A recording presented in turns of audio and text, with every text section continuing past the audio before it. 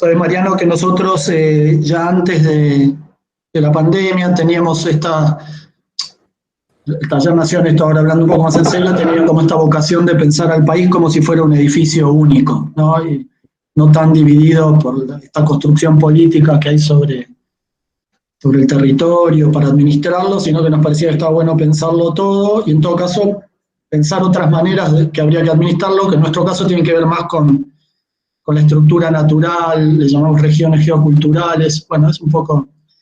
Y en ese sentido, cada vez que había una charla que valía la pena, teníamos una cosa que llamábamos Aula Nación Integrada, ANI, y que simplemente prendíamos un Instagram vivo y si había alguien en Cachi o en Ushuaia, por decir los extremos, podía aprovechar y ver esos contenidos, ¿no?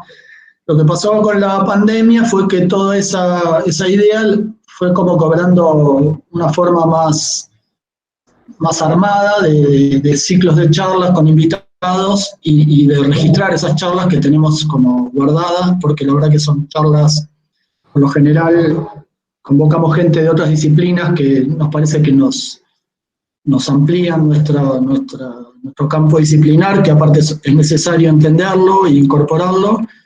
Y bueno, y el proyecto académico, que empezó en un espacio en el posgrado, tiene desde el origen, y por eso yo te lo comenté por ahí brevemente, como esta idea de volver a pensar estos escenarios en nuevas lógicas. Le enseñamos a una generación que tiene 20 años y que siempre decimos que cuando a ellos les toque administrar la cosa pública, imaginábamos que iba a haber un escenario un poco complejo, que bueno, se adelantó unos minutos, digamos. Todo esto de la pandemia no hace más que dar cuenta de lo complicado que está la relación naturaleza-cultura, llamémosle. Y desde muy iniciado el proyecto, hace unos 5 años, 6 años, estaba esta idea que yo tomé de una entrevista que conté que vi que estabas con Sebrelli y con otra persona más, donde vos hablás de esta noción de ficcionar el vacío, citas a Borges y bueno, a partir de ahí armás todo un sistema de ideas y de cosas que para el proyecto nuestro siempre fue como una frase muy vinculada a partir de lo que vos planteabas ahí, a la forma de encarar los proyectos de arquitectura. Ahí es donde un poco viene el vínculo con vos. Tiene esta cosa de construir un imaginario, una suerte de guión, proponer algo que no existe y ponerlo a la vista, ¿no? Los arquitectos un poco, a veces nos dicen lo que tenemos que hacer, pero cada vez más tenemos que buscarnos hipótesis de cosas para hacer que alguien haga, digamos. Así que, por eso que en lo personal para mí y para el taller en general, que vos estés hoy acá, la verdad que es un súper placer. En lo particular, vi varias cosas de lo que haces y te escucho a veces, y la verdad que sos de esos personajes muy necesarios para abrir un poco la cabeza. Bueno, muchas gracias. Y nada, hago una muy breve y formal descripción, por ahí para algunos que puedan no conocerte, en términos de más Wikipedia, digamos, ¿no? Como, no sé, corregime, pero hago una muy breve presentación. Incluso leer Wikipedia. La otra es leer Wikipedia, pero voy a aprovechar yo y lo leo rápido, porque naciste en el 75, o sea que tenés 46, 47 años. 46. Sos director, productor, guionista y actor, digamos. Egresaste de la universidad. Es una exageración de Wikipedia. Pero solés estás ahí, así que vale la actividad también para vos, para eso. Y a mí me gusta decir algo, y esta ya es una presentación que tiene que ver más con el campo arquitectónico. Hay un personaje, por más que murió, en la arquitectura contemporánea de acá de este país, que se llama Rafael Iglesias, que es un rosarino, que no sé si por casualidad alguna vez oíste nombrar, que a mí me parece que sos un poco en el campo del cine, lo que Rafael fue en la arquitectura, que has provocado un poco desde tu trabajo, de tus obras y de tu discurso, un poco sí, bueno, por ahí está bueno que en algún momento lo veas, porque el statu quo de lo establecido, de las formas de hacer, de los discursos.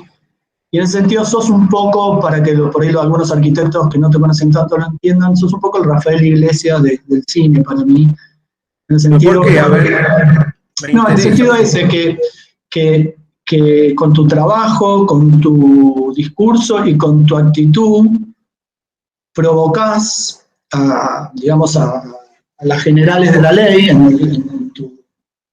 Oscar Niemeyer. Oscar Niemeyer dice acá. Dice, Bueno, viste como vos... Rafael Iglesias y al lado Oscar Niemeyer.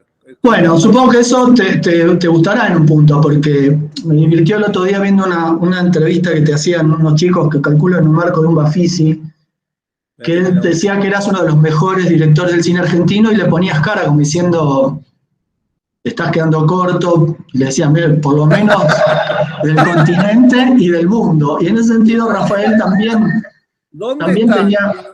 No los veo a ustedes, no sé dónde están. ¿Dónde estamos nosotros? Buscando a Iglesias, lo perdí. A ver, acá. Ahora estamos. Pero hay solo un edificio Altamira, es lo único que encontré. Bueno, esa es una de sus obras paradigmáticas. Bueno, ahora me dejaste con una inquietud tremenda. Voy a empezar a buscar a esta Iglesias que no sabía quién era. Sí, después miralo, porque me parece que es contemporáneo, digamos, relativamente. Sí, murió joven, a los 63 años, hace 3 o 4 años. Y fue claramente alguien que pateó un poco el tablero, ya te digo, con lo que decía y con lo que hacía, como que nos provocó a todos a mover un poco de las comodidades, y me parecía que era una buena analogía con un poco lo que yo entiendo como espectador que vas haciendo en el campo del cine. Pero bueno, dicho eso... bueno, gracias. Dale. No, al principio creo que medio obvio, pero preguntarte si tenés algún tipo de vínculo con la arquitectura, de interés o por lo específico.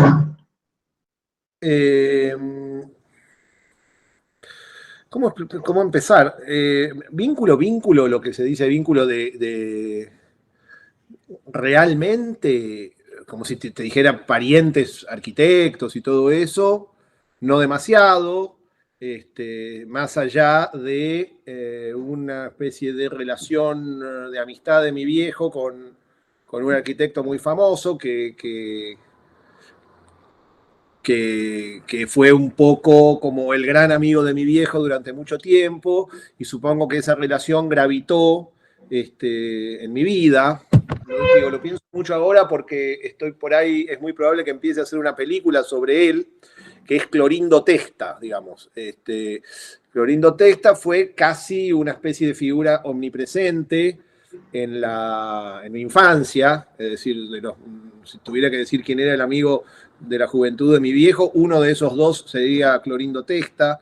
Hizo un dibujo cuando yo nací, comparando, que lo tengo ahí en la otra habitación, que son como dos narices, la nariz de mi papá y la nariz de mi mamá, como en una perspectiva, esas pequeñas tintas que él hacía, y entonces era como una especie de hipótesis sobre cómo iba a ser mi nariz. No sé si finalmente acertó o no, pero bueno, y entonces ese es como una especie de padrino mío en la arquitectura. Más allá de eso, porque después a mi viejo los edificios de Clorindo no le gustaban mucho, era su amigo, pero le gustaba, a mi viejo le gustaban los edificios tipo franceses, una cosa así. Pero bueno, ese es como una especie de figura patronal en mi vida, la figura de Clorindo. Mi hijo se llama Pedro Clorindo, por ejemplo.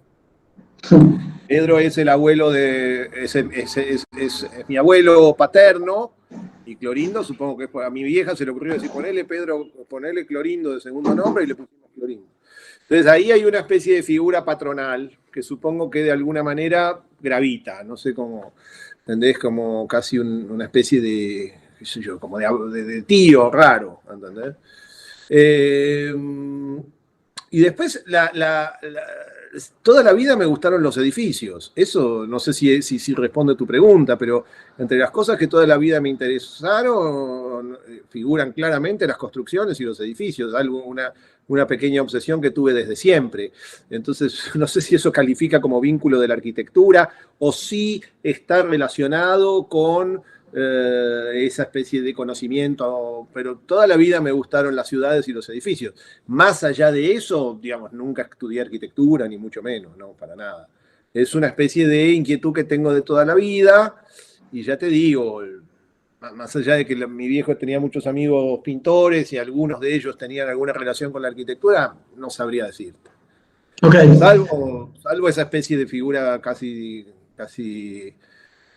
no sé, viste como Borges, cuando Borges decía que él era sobrino de Roca, que tenía parentesco con Rosas. Bueno, mi Rosas es Clorindo Testa, para bien y para mal.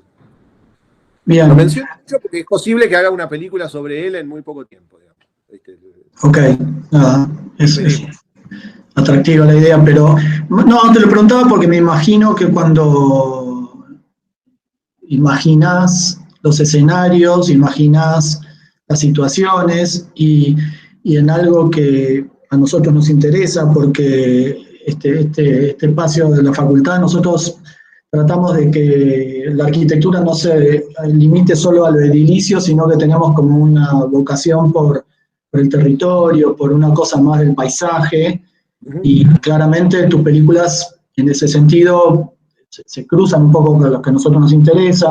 Digo, cualquier cuadro de tus películas, o incluso el otro día veía unas entrevistas de hace unos años que tenías con Alan Pauls, están armadas acá atrás con esos hilos en la pampa y ustedes están sentados en unos autos, ¿viste? O unos puentes sobre el Salado, sobre esos ríos de la pampa, tienen como una cosa de esta escala de la arquitectura que a nosotros nos interesa, y que un poco tiene que ver con el objeto que le pusimos al título a la charla, que es esto de pensar una hipótesis sobre un sitio que ustedes manejan también, no solo vos, sino el Pampero, con esto de esta cruza entre lo documental y lo ficcional, ¿no? Que en algún punto nosotros, yo como arquitecto, me siento como muy cercano a ese ejercicio de calzarle una nueva realidad a algo que existe y que es medio una ficción, pero que puede ser una certeza. Mirá, creo que tenés razón en lo que decís. O sea, el espacio, para decirlo así, en general, en las películas que yo pienso, suele ser lo primero. O sea, suele preceder al argumento, suele preceder a menudo a los actores. Bueno, en la última película no, los actores estaban antes que el espacio, pero en general yo digamos, no siento que tenga una película en la cabeza hasta no entender cuál es el espacio.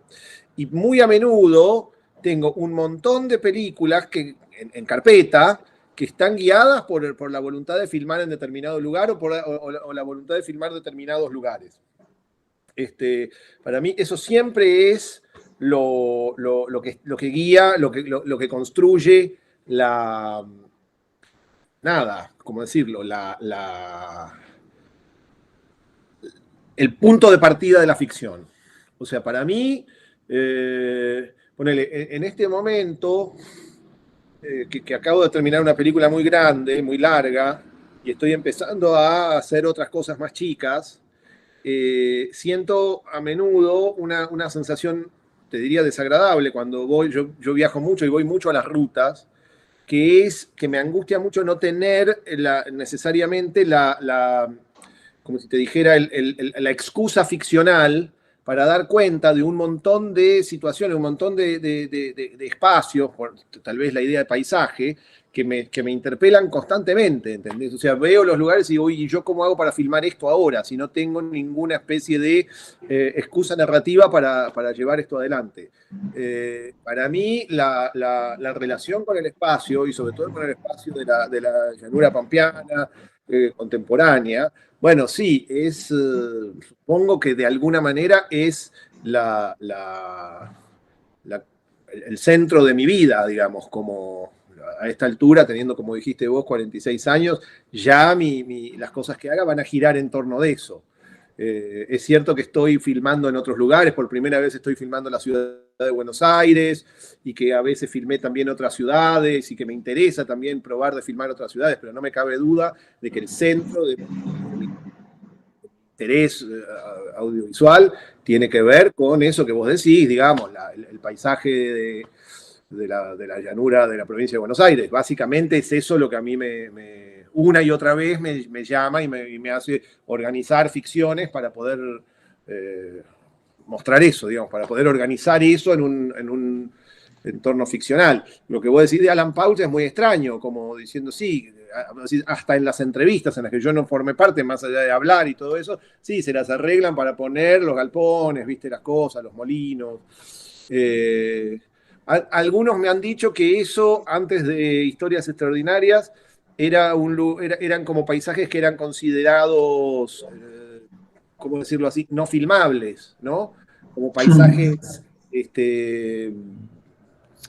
un lugar común que se decía en la época de Historias Extraordinarias era que la provincia de Buenos Aires era un lugar aburrido, feo, por el que había que pasar para ir a los lugares verdaderamente importantes. Bueno, vos fíjate que a mí desde muy, muy chico, toda la vida me pasó lo contrario, ¿entendés? O sea, toda la vida, el paisaje de las rutas, el paisaje digamos, toda esa especie de pequeña economía que giraba en torno de las rutas, me resultó siempre muy fascinante, siempre, digamos, no recuerdo un momento en el cual eso no me haya, esa serie de monolitos y de construcciones en altura y bueno, todo eso no me haya fascinado, para usar una palabra, ¿entendés? O sea, tengo recuerdos desde siempre de tener una especie de atracción casi mesmérica hacia eso, casi como si fueran paisajes no sé, como de civilizaciones antiguas, ¿viste? Hay algo muy atractivo en la provincia de Buenos Aires que tiene que ver con que la ruta permanentemente te ofrece construcciones que uno no puede entender de dónde salieron, ¿no? Como una especie de sucesión desperdigada de edificios, en general en ruinas, porque uno no entiende cómo, bueno, eso pasó siempre, ¿entendés? Quiero decir, desde cuando yo era chico, que iba siempre a Mercedes, la idea de las estaciones de servicio abandonadas, los surtidores, las torres a medio hacer, los palomares viejos. En mi recuerdo eso estuvo siempre ahí, como si la provincia de Buenos Aires fuese siempre una provincia a medio hacer y a la vez una provincia semi-abandonada, como esa especie de extraño lugar intermedio. Bueno, eso siempre me gustó. No sé si contesta tu pregunta, pero es así, digamos, esa especie de deuda o como de deber, de dar cuenta de ese territorio en el cual yo toda la vida vi una especie de paisaje de maravilla y los demás no, y ocuparme de dar cuenta de eso que a mí me pasaba para tratar de volverlo interesante al resto, es un poco la tarea que tengo, sí. No es porque tenga que haber una respuesta que cierre, sino que me parece que son cosas que sirven. El taller en este momento, todos los estudiantes estamos empezando un cuatrimestre que empezó hace una semana, tratando de pensar hipótesis nuevas para ese lugar aparentemente vacío o aparentemente abandonado, que paradójicamente es el eje de la economía de nuestro país, ¿no? O sea, el país siempre depende de ese vacío, de que el campo exporte, dólares, toda esta cosa insoportable que siempre se habla, pero aparentemente de ese vacío depende el destino del país. Entonces, uno de los ejercicios para todos nosotros es como ficcionarlo, buscarle nuevas hipótesis de cómo vivirlo, si hay economías que sean alternativas a la agroindustria y toda esta cuestión. Entonces nos parecía que alguien que Imagino, ¿no? No para que nos tengas que decir qué hacer, sino por cómo te relacionás vos con ese vacío y cómo construís tus historias. Yo ahí quería comentar algo. Los arquitectos, por lo general, cuando hacemos los proyectos que se presentan a concursos o en la facultad o ante clientes a veces, hacemos los proyectos y al final hay un ejercicio que se llama presentar una memoria descriptiva, que es como que vos contás por escrito en una carilla, por decir algo, el proyecto. Ujú. Y en el cine me parece que funciona un poco al revés. Vos primero guionás lo que vas a hacer para después poder filmarlo, ¿no? Hay como por lo que yo entiendo, hay un libro, hay un Así guión. funciona el cine. En general el cine funciona así. Primero se escribe y después... pero lo que pasa es que eso que se escribe no lo lee nadie, ¿entendés? Es al revés, es como una especie de... El guión es como algo que se utiliza para salir a filmar. A mí, yo de todas maneras cada vez hago menos eso. Yo cada vez filmo sin haber escrito nada. Como en la mayoría de las veces las películas que hago son independientes, entonces no tengo que pedirle nada. O son semi-independientes, porque de pronto hay alguien que me pide algo y entonces me las arreglo para no tener que presentar nada, ¿entendés? Sino ir directamente a filmar. Pero entiendo lo que decís. Con respecto a lo que vos estás diciendo del país, yo me doy cuenta de que frente a las preocupaciones que ustedes tienen, es una de, digamos, yo tengo varios amigos que son economistas y las discusiones son permanentes, ¿entendés? Pero yo me doy cuenta de que frente a mi trabajo, que no solamente es el cine, sino más amplio, es el negocio de la ficción, tiene una característica que puede ser irritante para otros trabajos, puede ser cómoda también, que es que yo trabajo precisamente con las ruinas. Yo, digamos, a mí me interesan sobre todo, o me pueden interesar, aquellas cosas que están como, digamos, precisamente lo improductivo. ¿Entendés? Es decir, esos lugares abandonados por el curso de la historia, como pueden ser, por ejemplo, las estaciones de servicio abandonadas, vos estás hablando de decir, bueno, ¿qué hacemos con eso?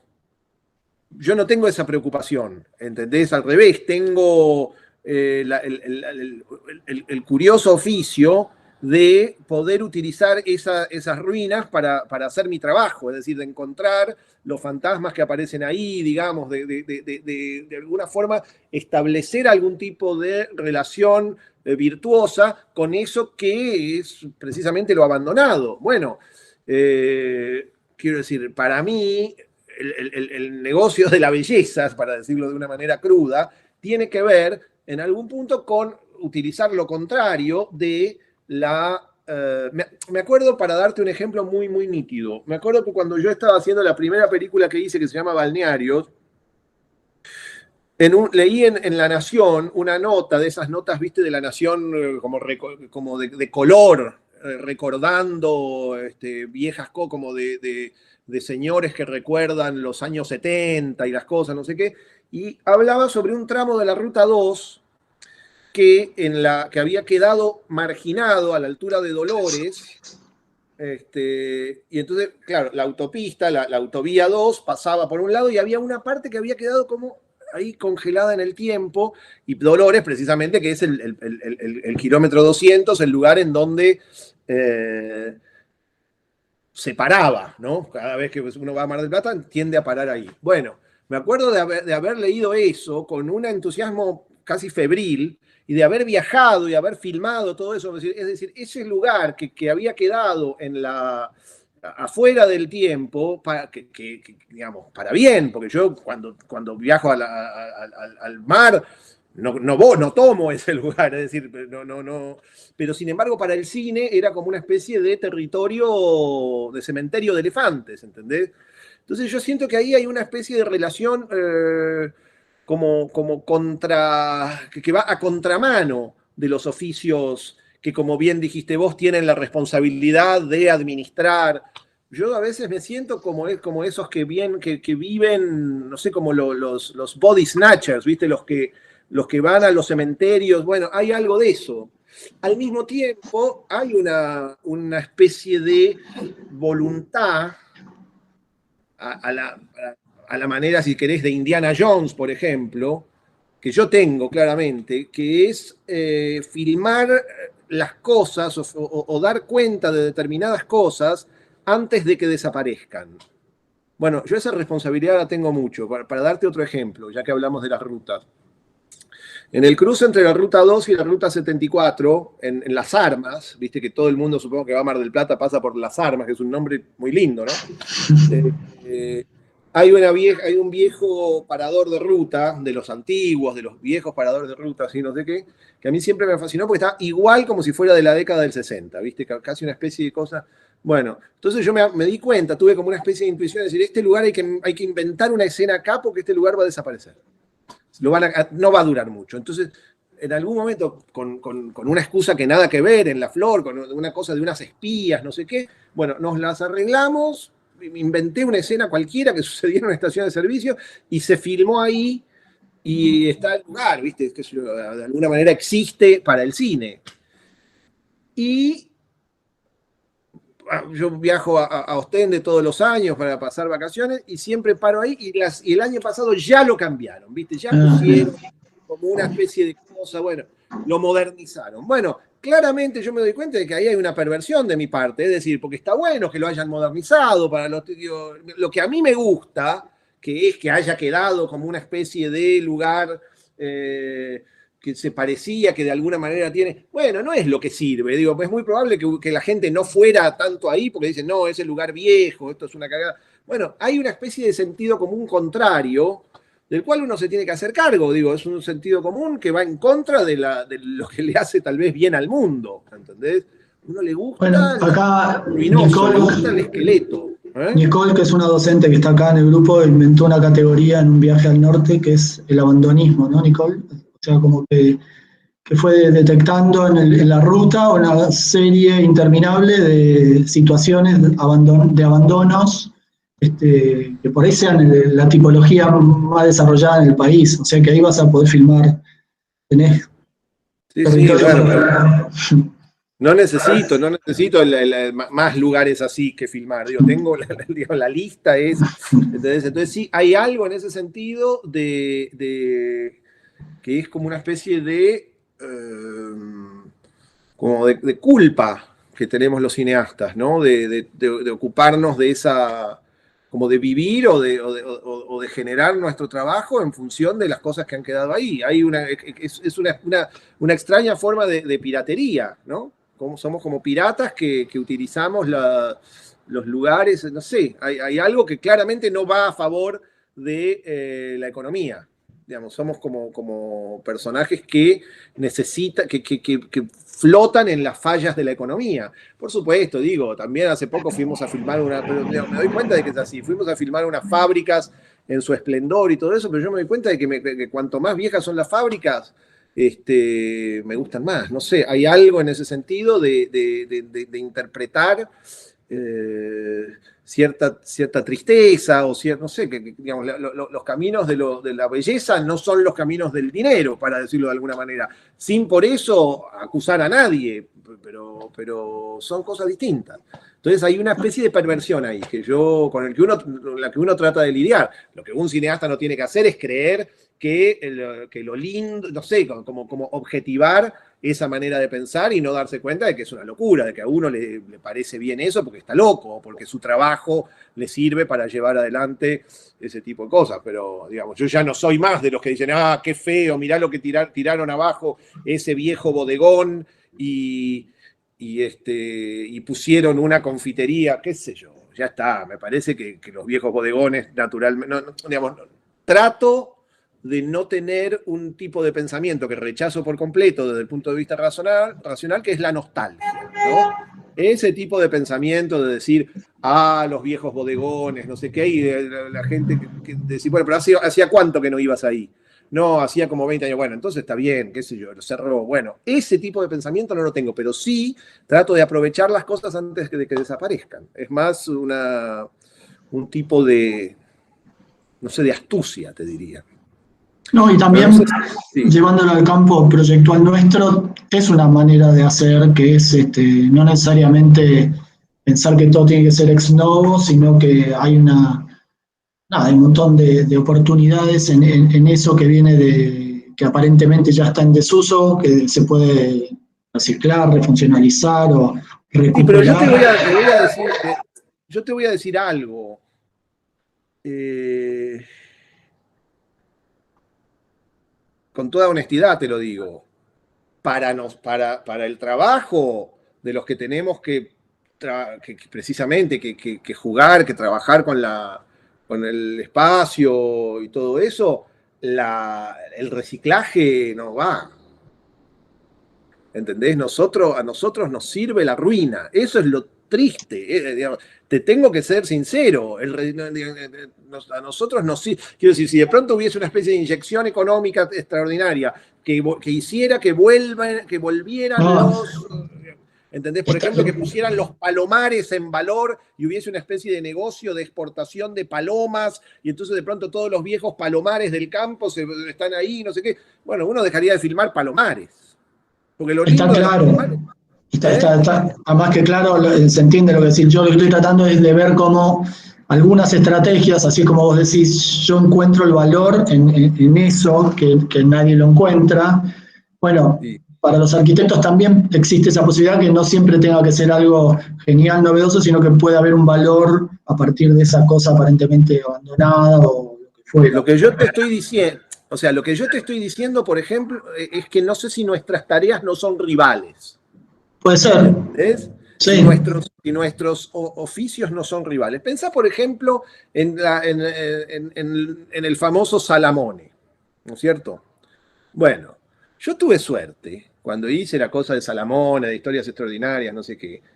Bueno, a descubrir la historia de Salamone cuando todavía no era, cuando todavía, entre otras cosas, no había existido historias extraordinarias, que entre muchas otras cosas fue algo que hizo que Salamone saliera Los círculos más de los círculos específicos. más de la arquitectura o de lo no sé qué. Bueno, entonces yo hice una serie de viajes extraordinarios, pasándola genial, yendo a los caminitos de ahí, en medio de unos pueblos perdidos por el sur de la provincia y todo eso, encontrando los mataderos en medio del pasto, ¿viste? Bueno, y entonces eso tenía un encanto. Ahora, cada vez que vuelvo, porque tengo ganas, de pronto ha sucedido una especie de puesta en valor. Entonces está Salamone como con unas luces azules y como espectáculos de luz y sonido y carteles explicativos. Y ahí, ¿entendés? Se Ahí perdió. uno ve la mano diabólica bueno, de la utilidad, ¿entendés? Precisamente la gracia que tenía en esos edificios, y alguna gracia tenían, era precisamente su inutilidad, era su condición de objetos díscolos. Entonces, si uno les encuentra la utilidad, bueno, por eso te digo que es muy perversa la posición que tiene el cineasta, ¿entendés? O este cineasta, que después Claro. habrá cineasta, pero el cineasta que trabaja con eso necesita de esa tristeza, necesita que que los edificios sigan siendo una especie de templos medio cargados de cosas raras, ¿entendés? O sea, que se Pero conviertan en ahí vos estructuras decías inútiles. que tu disciplina y la nuestra por ahí son contrapuestas, pero para nosotros nuestra propia disciplina es cada vez más contradictoria, porque por un lado vos vas entendiendo que hay ciertas cosas que tienen que ver con el progreso y conseguir dándole forma a todo, que atentan no solo contra la belleza, sino contra cierta lógica sostenible, digamos, pero por otro lado somos los que hacemos, lo que le damos forma a todos los fenómenos nuevos que la cultura construye, edificios. Entonces, también la arquitectura se empieza a encontrar como con una especie de contradicción. Cada vez que tenés que poner un ladrillo, lo tenés que pensar 5 veces. Pero bueno, entiendo perfecto cuando decís lo nuestro se contrapone a lo de ustedes. Y me apresuro a decir algo, los buenos son ustedes, No, nosotros no sé, somos los malos. no sé en esos términos. Y sí, Este, somos la parte maldita, como el libro de Bataille, ¿viste? Somos los que estamos ahí gozando con el esqueleto, no sé, eh, Somos los carroñeros del urbanismo. Es así, no. Para decirte una cosa, ponele algo muy simple. Yo te diría que cualquier cineasta, o en particular los cineastas cuya tradición yo me encuentro, sobre todo Hugo Santiago, que para mí es mi gran maestro y es la persona que de alguna manera me mostró cómo filmar determinados espacios, sobre todo Buenos Aires. Digo, yo no puedo filmar Buenos Aires sin pensar en Buenos Aires, pero bueno, volvamos. Cualquier cineasta, cuando tiene que filmar una calle, va a tratar de ir a los barrios laterales de la ciudad, y si puede, va a preferir que todas las viejas persianas metálicas estén cerradas. Va a preferir eso, es decir, y que la calle esté vacía. Hoy estuve filmando en La Boca, por ejemplo, por eso llegué tarde. Entonces era bárbaro, porque están los viejos corralones, los viejos portones, todas las cosas cerradas. Bueno, para el cine eso es estupendo. Si estuviera todo abierto y la cosa fluyendo, sería peor. Bueno, ahí hay una contradicción entre mis gustos o mis necesidades como cineasta y mis creencias políticas. Yo prefiero que esté la cosa abierta, pero bueno, es un problema, no tenemos razón, tenemos que tratar de filmar bien, eso sí, y de generar y de que las cosas pasen y como ya te digo, está lo que André Bazin llama la tarea de momificación, la idea de que las cosas existan al menos en el cine, ¿viste? Que sigan existiendo al menos en el cine, que sigan teniendo al menos... Yo me acuerdo, por ejemplo, hace un tiempo se demolieron el Automóvil Club de Napaleufú, de Vilar, ¿viste? Uno de los Automóvil Club de Vilar que era... Y cuando hicieron eso, te juro que yo lo sentí como culpa mía. Es decir, puta, no llegué a inventar algo para filmar eso, para que ese lugar, no pude, no llegué. Y entonces, adiós, ¿viste? Se tiró abajo. Y no era tampoco nada del otro mundo, era uno de esos cuadrados de Vilar con el muñeco. Pero no sé, yo pienso en los Automóvil Club Argentino, en los edificios del Automóvil Club Argentino, tirados por Vilar a lo largo de toda la República y Si vos, si te gusta el tema del Automóvil Club, hay una de las charlas que tenemos grabadas acá de una arquitecta que se llama Carolina Quiroga, que viene siempre al taller, que es sobre todo el proyecto del Automóvil Club y todos los edificios de todo el país y todo el cuento del contexto y todo, que es alucinante. Sí, en ese sentido nos interesa esa escala de pensar. Pero te quiero preguntar, yo en un momento me anoté ahí como las distintas pampas de Ginás, ¿no? O sea, sí. Hay una pampa en Balnearios, que es la pampa de ese invento, que es la costa del esparcimiento veraniego, que vos, Sí. como bien dijiste, la fuiste a buscar a contraturno, digamos, ¿no? Sí. Después está obviamente Historias Extraordinarias, que por ahí después podemos volver sobre esa película, que es genial. Pero a mí me gustaría, si puedes contar un poco algo que tuve la suerte de ver, que fue una suerte de performance o cuento que hiciste en el San Martín hace unos cuantos años con tu perro, todo ese cuento de la inundación y llegar navegando a Chascomús. ¿Podés contar un poco? Sí, bueno, eso es algo, por suerte, por suerte viste eso, ¿viste? Otra cosa que todavía no conseguí hacer, entrar en ninguna película. Entonces, por suerte pude hacer eso. Digo, algún día entrará en alguna película y todo eso, pero nuevamente, sí, es una historia que toda la vida me impresionó mucho. Vos pensás que yo tengo formación surrealista. Es decir, mi viejo era surrealista. Y si bien yo no sé, digo, soy una persona nací en el 75 y todo eso, la formación surrealista se manifiesta de maneras imprevisibles.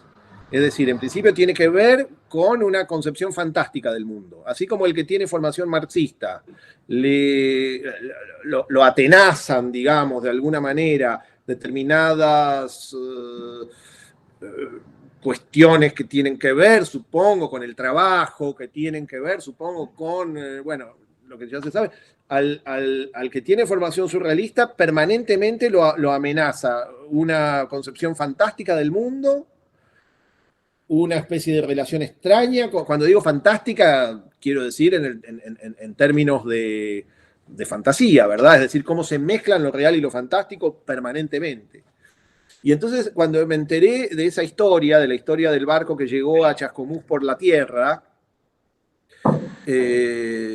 sentí que, digamos, me enteré de eso antes de Historias Extraordinarias. Por ejemplo, antes de entender la historia de Salamone, antes de conocer la historia de Salamone, es decir, que también tenía que ver con la idea de templos. Bueno, había ahí una manifestación de maravilla en la llanura, que yo, donde claramente me di cuenta de que por ese lado tenía que existir una posible literatura, ¿entendés? Había ahí una clave para entender la provincia de Buenos Aires que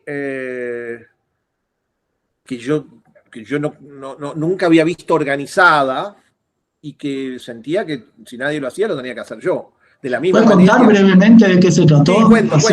En el año 1857 una gran inundación en la provincia de Buenos Aires, que por otra parte era muy común en la provincia de Buenos Aires, una inundación, pero fue una inundación que se mantuvo a lo largo de todo el año. Entonces, los saladeros tardaban muchísimo, las carretas, que digamos, de los saladeros de la cuenca del Salado, de Chascomús, de Pila, incluso de Dolores, no podían llevar las mercancías a Buenos Aires porque el viaje era a través del agua, digamos, era como una especie de gigantesco mar. Entonces a un empresario, no sé de qué, supongo que naviero, o por ahí ni siquiera eso, que se llamaba Espiazú, se le ocurrió la idea de hacer una línea de vapores que saliendo por el Río de la Plata, metiéndose en la bahía de San Borombón, entrase por el curso del río Salado y después llegase a Chascomús, a la laguna de Chascomús, utilizando las diferentes lagunas encadenadas, y en los momentos en los que no, bueno, navegando por los campos inundados, es decir, básicamente navegando por la tierra. Bueno, y se hizo un viaje y se llegó. Es decir, el barco, como si te dijera Fitzcarraldo, pero 10 veces más, ¿no? Entonces, y hay una serie de historias interesantes, por ejemplo, como la idea de que los gauchos empezaron a armar pequeños almacenes para aprovisionar al barco. Entonces, había como almacenes en medio del campo, no sé, como imagínense lo que es esa constante relación entre el agua y la tierra, no sé, ¿no? Es totalmente surreal, es como totalmente desafiante de un tipo de una imagen de espejismo. Entonces, bueno, sí, eso es un poco la historia, y nada, hubo un viaje inaugural, no sé, el barco se habrá vuelto, qué sé yo, pero después, como es público y notorio, el negocio no prosperó. ¿Y eso que hiciste en San Martín, está grabado, registrado en algún lado o no? No lo sé, la verdad. Yo tendría que hacer una película con eso, pero no sé, viste, nuevamente te digo, es tanto lo que hay que hacer, viste, como decía el Guasón en la película de Batman, de Tim Burton, que decía so much to do in so little time. Digo, hay mucha cosa, y además una película no es fácil, viste, es como... No, pero por ahí habían filmado eso, Sí, el creo de que San está Martín. filmado, pero creo que está filmado, pero no, hay que hacer una película. No Bueno, charlas, ¿viste? Es como si te dijera, bueno, esta charla está buenísimo que la tengamos, pero nuevamente, no. Las películas son las que quedan. Eso es uno de los beneficios del cine. está bien, pero para el común de los mortales está bueno ver eso, si está por ahí. Hay un libro que cuenta eso, que yo, mirá que me gusta mucho buscar libros, yo nunca lo pude encontrar todavía. Está en otro, pero hay un libro que explica eso concretamente.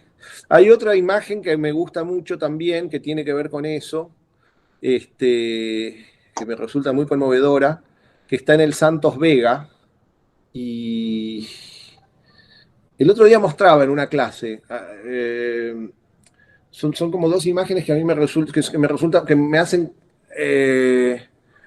acordar a esa historia, ¿no? Uno es una imagen muy importante en la literatura norteamericana, que es la casa en el río en Huckleberry Finn, ¿viste? Cuando Huckleberry Finn se mete en el Mississippi con Jim, con el que viaja, la primera escena es que de pronto en medio del Mississippi hay una casa flotando. Bueno, imagínate, yo me acuerdo de tener, no sé, 7 años la primera vez que leí el Huckleberry Finn, y ya ver esa escena de la casa en medio del agua.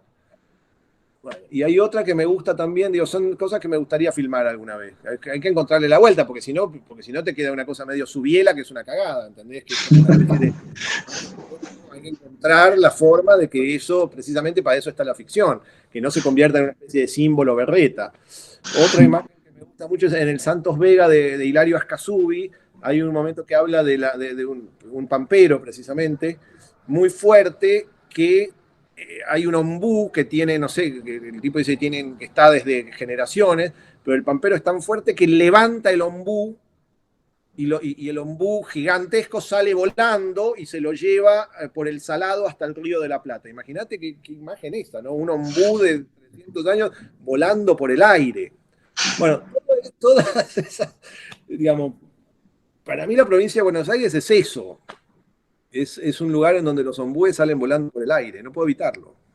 ¿Y tenés algo de navegante? Tenés como, creo que en una presentación de historias extraordinarias llevaron el bote al cine, ¿no? Hay como una cosa, bueno, la navegación por el Salado. Y te quería preguntar por otra experiencia que creo que fuiste parte, que fue esta navegación por el Paraná. Sí, fui parte. No. Sí. ¿Qué te puedo decir de eso? Sí, bueno, la idea de navegar los ríos, digamos, son dos cosas muy distintas. Para mí en Historias Extraordinarias hubo una experiencia que resultó, que era central para mí, que era navegar el Salado en un bote, que es algo que nadie hace, ¿entendés? O sea, son ríos, digo, salvo el viejo vapor Salado que llegó hasta la desembocadura. Navegar el curso medio del Salado, bueno, ponele que lo hacen los no sé, los tipos de dragado, pero esos paisajes, esos canales, no los navega nadie, es un lugar donde no se mete nunca un bote. Entonces para mí era como una posibilidad que es muy atractiva para un cineasta y para alguien a quien le gusta un poco la idea de, porque es casi una expedición como las del siglo XIX, ¿entendés? Es meterte con un bote en un lugar en donde no va nadie. Tampoco es que esperás encontrar nada del otro mundo, pero es muy impresionante que sí se encuentran estructuras, digo, si alguien, lo que deberían hacer ustedes, me parece, con el Taller Nación, se los recomiendo, es alquilar unos kayaks o unos botes y meterse a navegar por los ríos, porque ahí van a encontrar unas cosas que no se entiende qué son, verdaderamente. O sea, la idea del descubrimiento, de las ruinas y todo eso, hay infinidad de construcciones que no se entiende qué son. Bueno, la diferencia es que a mí no me importa saber qué son. Digamos, a mí me gusta eso, digamos, esa especie supongo que a ustedes sí les interesará, pero digo, la idea de meterse en esas especies, porque en definitiva tiene una relación misteriosa con la historia, es una manera transversal de ver la historia también, ¿no? De ver la historia argentina, es decir, las sucesivas ideas que se les han ocurrido a diferentes, quiero decir, cuando uno piensa la historia argentina, por ejemplo, en términos de oposición, entre unitarios y federales, peronistas y antiperonistas, bueno, en el medio de esos dos archienemigos eternos, hay templos de religiones que a uno no se le pasan por la cabeza, ¿entendés? Hay ideas de personas que están, quiero decir, edificios erigidos, vaya uno a saber para qué. Bueno, existe eso también, y es ahí a donde tenemos que poner la cámara a los cineastas, ¿viste? Como descubrir esos territorios de misterio. Me parece que la palabra, en definitiva, que jalona la conversación con ustedes, es la palabra misterio. Es decir, ¿no? Para nosotros el misterio es lo más importante, pero sin embargo, para la idea de construcción de una nación, no sé si es tan buena, ¿no? Es decir, no, Quiero decir, si un presidente hablara de que le interesa mantener el misterio de las cosas, yo no lo votaría. No, pero mira, hay algo que está bueno que sepas, porque vos ahí estás diciendo algunas cosas con las que nosotros estamos bastante de acuerdo. En un punto, lo que hacemos con el taller es, primero, dedicamos la mitad del año a estudiar un poco el origen de las cosas, ¿no? O sea, hay como un laburo de atlas que nos lleva atrás en el tiempo, que nos lleva a desarmar las estructuras actuales y encontrarnos con las inteligencias de precolombinas, originarias y un montón de cosas. Yo en particular fui parte de un proyecto que navegamos por todas las cuencas de Sudamérica durante 15 años, todo el continente, o sea que hay algo de ir por ese otro, en esa otra matriz por el territorio donde aparecen todas estas cosas que no están por lo general a la vista.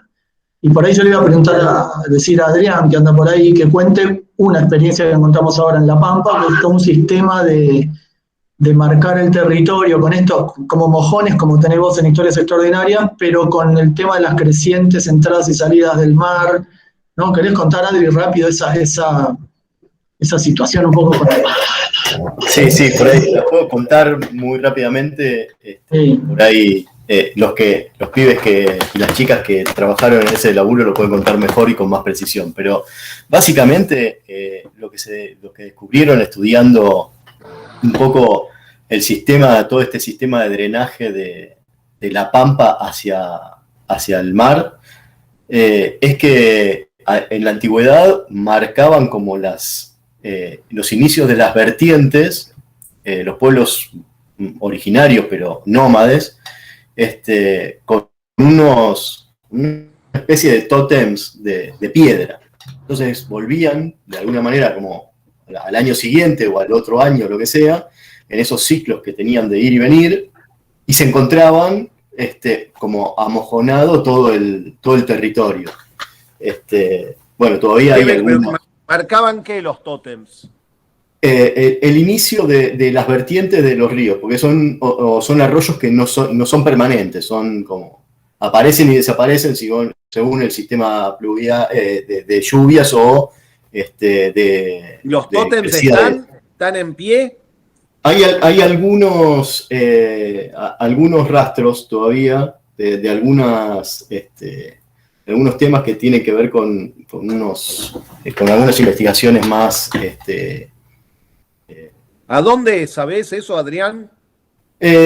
Sí, es como el sur de la provincia de Buenos Aires, entre Mar del Plata y Bahía Blanca, ponele. Ajá. Lo podemos, si te interesa, después lo podemos pasar para que lo veas. Hay unos mapas que se dibujaron, ¿o no, de eso? Hay unos mapas que se dibujaron, sí, tal cual. Me interesa enormemente, ¿eh? Por ahí conmigo tienen que tener cuidado porque me dicen una de esas cosas y ya le echo mano. Bueno, no pasa nada, no es de nadie. Imagino que no pierdo oportunidad, ¿viste? Me interesan mucho todas esas cosas. Y que ahora que me apuro. Pero en eso que vos decís, hay un montón de estos estudios que hicimos durante este primer cuatrimestre sobre La Pampa que van detectando esas cosas que quedaron y que son, bueno, por ahí hay que avisarte que las filmes antes de que nosotros las reciclemos, puede estar bien esa secuencia. No, pero es que van a reciclar los cojones de los de los pampas, eso sería bárbaro. Lo que decimos nosotros es que ahí hay como unas inteligencias que siempre existieron y que por lo general están en una lógica bastante respetuosa del soporte natural. Está bueno recuperar y pensar esas inteligencias hoy, ¿qué podrían ser? O sea, es como ir buscando, así como arqueólogos, argumentos para operar en estos lugares, no en la lógica del mercado, de la producción, no sé qué, sino en esa lógica que por ahí en otra época, con otros intereses, funcionaba y que en ese momento sí tenía que ver más como con un vínculo bastante más amable, integrador con la naturaleza. Entonces, pensar si esas inteligencias, no necesariamente la forma en que se hacían, pero sí las inteligencias, pueden ser disparadores de hipótesis para nuestro trabajo. Eso es un poco lo que hacemos. Interesante. Bueno, y en eso estamos, como tratando de inventarnos unos cuentos que nos permitan argumentar sobre sobre proyectos, sobre alternativas. Hay proyectos como primeras, todo esto, el primer cuatrimestre termina como en algunos títulos de posibles acciones. Hay estructuras que están armando la navegación del Salado, Sí. ya sea a veces por dragar o a veces por buscar alguna nave que permita navegar esos ríos tan poco profundos, y cómo armar una interioridad a partir de esos descubrimientos, ¿no? Por eso estamos como ficcionando un poco esos escenarios. Por supuesto que en el mundo nuestro tendría que ver con alguna posibilidad de habitar estos lugares, de que haya una lógica, de que el que se va a vivir a estos lugares tenga un sentido vivir ahí, bueno, una serie de cosas, pero me gustaba esta idea de, yo trato a veces siempre, o en el taller estamos tratando de que los estudiantes escriban más, ¿viste? Los arquitectos escribimos poco, más bien dibujamos. Y esta idea de pasar de hacer una memoria descriptiva, que es un texto final, a hacer un guión, que es un texto inicial, es como una cosa interesante. Igual no te preocupes que las memorias descriptivas nuestras tampoco las lee nadie, son como una práctica un poco que está dada pero que nadie usa. Entonces, por lo menos hacer como el guión del proyecto, o sea, como ir imaginando cómo se usa, quién lo va a usar, los distintos momentos del día. Ahí me parece que hay como un vínculo fuerte entre un director de cine y un arquitecto, ¿no? Que tiene puede ser, desde luego. Me parece que sí, digo, me parece que desde siempre hay una fascinación por las cosas. Ahí hay una diferencia, me parece, con el resto del mundo, ¿no? Ya que estamos entre nosotros. Me da la impresión de que la gran diferencia con el resto del mundo es que a nosotros nos fascinan cosas que de pronto al resto del mundo no le fascinan. Yo me acuerdo una vez... No, nada, te quería decir que los arquitectos también somos un poco cancheros. No me cabe duda, por supuesto. Bueno, no lo sentí como no lo sientan como una especie de despecho, por favor. Me acuerdo una vez que yo estaba me pasó una cosa muy interesante, que estaba en la plaza de Mar del Plata, ¿viste? La que está, creo que es la Plaza Colón, una cosa así. Y en un momento estaba... Viste que son todas las casas barco, todas las terrazas son las casas barco, así con... Bueno, yo me acuerdo que estaba mirando eso, bastante conmovido, ¿entendés? No sé, ya te digo, me gustan esas cosas, ¿no? Y me acuerdo que estaba hablando con no sé quién y decía, mirá las casas barco, mirá eso. Y en un momento me quedo y había un cuidacoches al lado, ¿entendés? Al lado mío. Y que estaba, no sé, había escuchado la conversación que yo estaba teniendo. Y el tipo, claro, vivía ahí todo el tiempo, ¿no? Vivía cuidando coches ahí.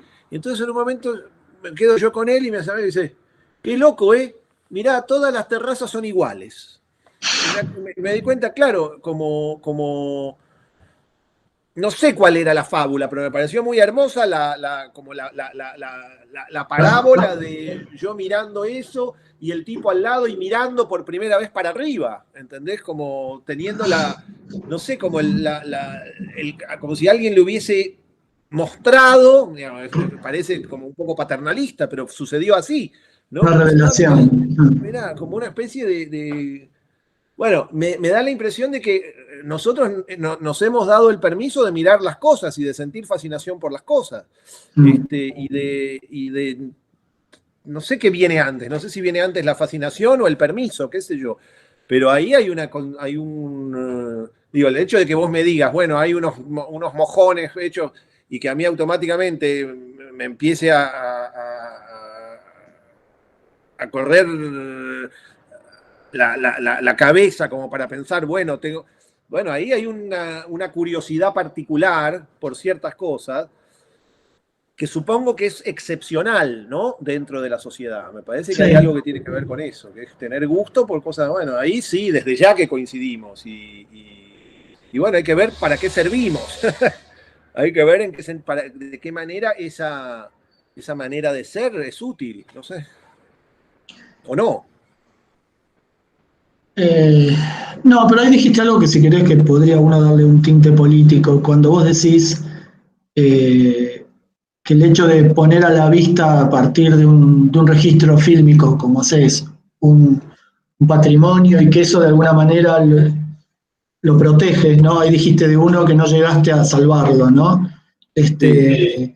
Me parece que hay algo de poner a la vista cosas, y de para qué pones a la vista cosas. Con la arquitectura pasa un poco lo mismo, para quién haces lo que haces y para qué lo haces. Yo creo que en nuestro caso, la mayor parte de los que ejercemos la arquitectura, un poco somos funcionales a una máquina que nos llevó hasta donde estamos, que es una mierda en un punto. No sé, te veo muy peleado con eso.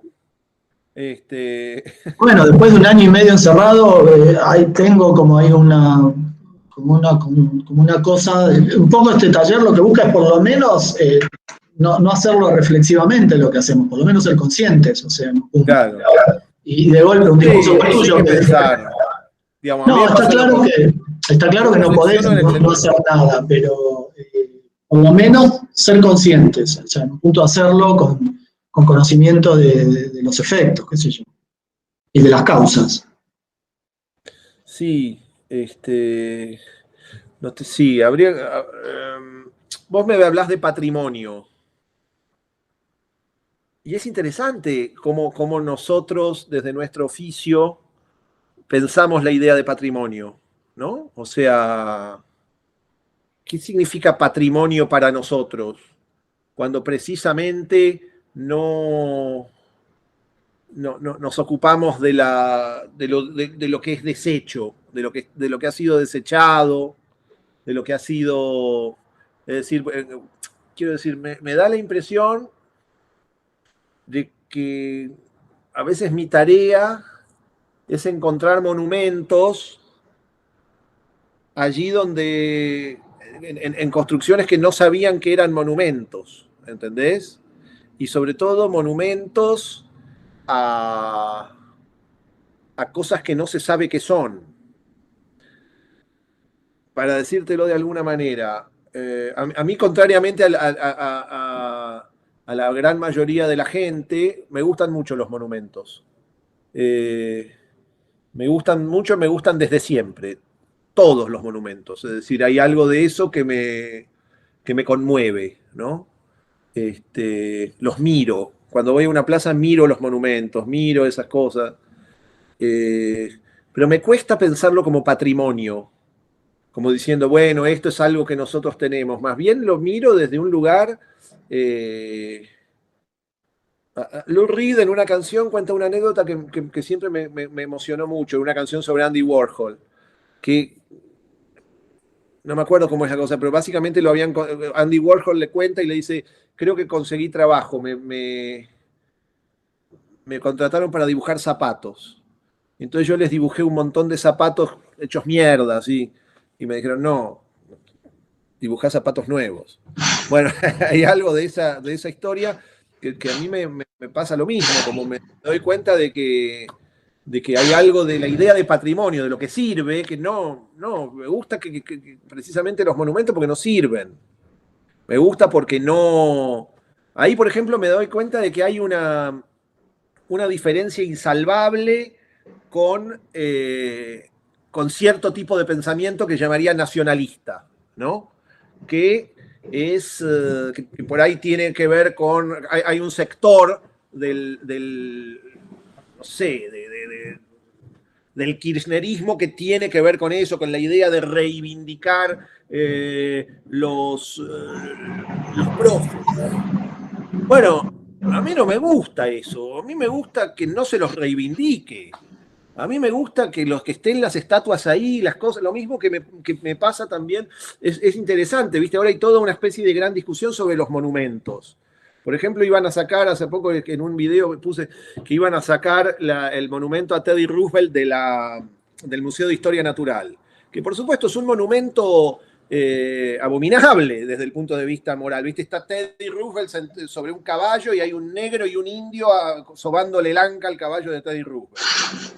Y entonces, claro, es abominable. Ahora, te confieso que a mí me parte el alma que quieran tirar eso. No sé, yo Por eso te digo que hay una relación extraña con la moral. Me gusta que el monumento esté ahí. Y es verdad, claro, yo no soy ni negro ni indio, pero no, me gustan los monumentos, digamos, tengo como una especie de... Me parece que sirve más en todo caso que esté ese monumento abominable que lo saquen. No sé, tengo una relación contradictoria con eso, ¿entendés? Hay una relación antimoral con la... En ese sentido, la idea de patrimonio, la idea de puesta en valor, un montón de ideas urbanísticas, yo no sé qué hacer con eso. Yo soy nuevamente, soy uno que trabaja con lo que quedó ahí, no sé. Después, obviamente, pero lo mismo te digo, vos pensás, salgamos por un momento de los edificios, a los cineastas nos gustan los autos viejos, ¿entendés? ¿Qué pasó? Nos están lanzando los nacionalistas. Siguieron de largo. Nos están lanzando un rayo para destruirnos. No, hiciste un comentario contra el kirchnerismo y apareció un... Sí, lo sé, perdón. No, se confundió. Léase, donde dice kirchnerismo, léase cualquier otra cosa. Bueno, no, iba a decir eso. Los autos, los cineastas les gusta filmar autos viejos.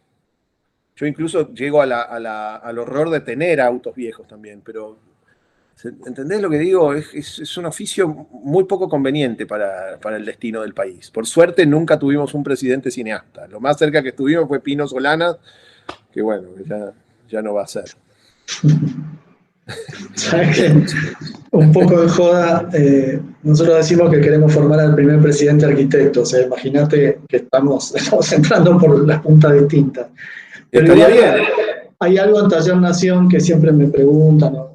Y que, por un lado, es esto del país como edificio único. Los ingenieros les ganaron de mano. Sí, bueno, por eso me parece que está bueno que probemos con un arquitecto. Pero no, lo que pasa a veces que hablando sobre todo con los estudiantes, que tratando de entender qué es para ellos la noción de nación, ¿no? O sea, hasta qué punto ellos identifican que hay un territorio, que puede ser físico o virtual, en el cual sienten que hay como códigos o formas de hacer o formas de pensar que les son familiares y que claramente no tienen que ver con el territorio nacional. O sea, ahí aparecen como otras dimensiones de lo que pueden ser las naciones a la cual cada uno sienta que pertenece. Entonces, también un poco jugamos con eso, con tratar de entender cómo conformarías hoy un territorio colectivo en función a intereses y si eso se puede bajar al territorio físico. O sea, hay como una tensión que nos gusta, que nos sirve para pensar nuevos escenarios. Sí, sin duda. Sin duda, está bueno. No, me parece fascinante el tema. Digo, me hace pensar hace poco un amigo mío se puso de novio con una chica de Estambul. Y entonces la turca, que vino a Buenos Aires, hace un par de años, ¿no? Decía que yo no conozco Estambul, pero decía que Buenos Aires le resultaba conmovedora en un sentido muy íntimo, como si estuviera en casa. Y después de mucho pensar, descubrió que era por las baldosas. Porque había baldosas que no había visto en otra parte del mundo que en Estambul. Y son esas baldosas, viste, acanaladas, medio las vainillas. ¿Eh? Las vainillas, sí. Sí, exacto, esas. Esas baldosas le resultaban, algo como de extremadamente familiar. Y a mí me pasó también lo mismo estando en Nicaragua, en el archipiélago, viste, de Ernesto Cardenal, en Solentiname, que es como una especie de sociedad idílica creada por Cardenal. Bueno, nada. De haber visto, viste ustedes saben cómo se llama, pero ese tipo de ladrillos naranjas de las plazas, que creo que son las plazas de la dictadura, que es como una especie de cosa de ladrillo naranja curvo que aparece. Sí. Bueno, estaba lo mismo. Y después otra vez en Israel, en un kibutz, también encontré lo mismo. Y son como de como súbitos raptos de familiaridad, ¿entendés? O sea, como, ¿qué significa eso? Es decir, que, no sé, es extraña la noción de patria, como de alguna manera, bueno, en principio está la carga de la época de la dictadura, está la carga, bueno, y sin embargo esos ladrillos naranjas de alguna manera son más la patria que tantas otras cosas, ¿no? Es como muy extraña la construcción del sentido de pertenencia del espacio. A mí eso me parece fascinante, como tratar de entender cómo esas cosas vibran de manera insospechada, ¿no? Cómo las cosas que nos hacen sentir en casa son muy extrañas, ¿no? Tienen que ver siempre tal vez con la infancia. ¿Cuáles serán las cosas, como decís vos, que a los chicos les hagan sentir el territorio propio, que los conmuevan por el territorio propio? Eso es una pregunta fascinante. Es decir, que puedan identificar como un territorio propio. Y después hay otra pregunta, que es la pregunta sobre la mundialización. Es decir, en un universo en donde supuestamente aparecen estructuras cada vez más uniformes, bueno, ¿será así eso? ¿No será? Bueno, son preguntas muy atractivas. ¿Entendés? O sea, ¿qué existe todavía esa noción de lo particular? Bueno, sí, me parecen preguntas muy atractivas. No. Mi manera de responderlas es que aparezcan esas cosas en una imagen. Eso para mí es el patrimonio. Es decir, tratar de que en una imagen aparezcan esas cosas. Bueno, yo les recomiendo que vean una película de los años 90 de un cineasta muy bueno, Martín Rejman, Rapado, creo que es una película filmada en 1990, una cosa así. Y me parece un buen ejercicio mirar la película. Digamos, yo sé que él quería filmar en escenarios que no se parecieran a Buenos Aires. Es decir, como una especie de idea de contradecir lo que era Buenos Aires en el cine de los 80. Y entonces filmó en lugares raros, como en galerías, ¿viste? Como en lugares de una especie de protomodernidad. Y ahora, cuando uno ve la película, es la película más fiel sobre Buenos Aires. Es decir, es una película donde uno puede reconocer Buenos Aires tal vez como ninguna otra, precisamente por esa voluntad de originalidad. Como que misteriosamente tratando de alejarse, da en el clavo de una Buenos Aires que resulta física, ¿no? Un lugar que no puede ser físico. Bueno, por eso, a eso llamo yo misterio, ¿entendés? A eso llamo misterio, a la posibilidad de acercarse de manera no, digamos, casi ciega a las intuiciones. No sé si se entiende lo que quiero decir. Sí. Y quería, porque ya va casi con 1 hora y media, y tampoco por eso quería dejar lugar a si alguien te quiere preguntar algo que estaría bueno, pero como para terminar de entender, no sé si hay una sola forma de sintetizarlo, pero quería entender entonces que vos decís que hay algo en ese registro de la ruina o del misterio de esos lugares que por ahí poca gente mira. Hiciste como este acercamiento a Subiera, como siento que para no filmar esto y que sea solo eso, construís la ficción que crees que le da sentido a ese registro. Sí, exacto. Es la forma de operar que tenés.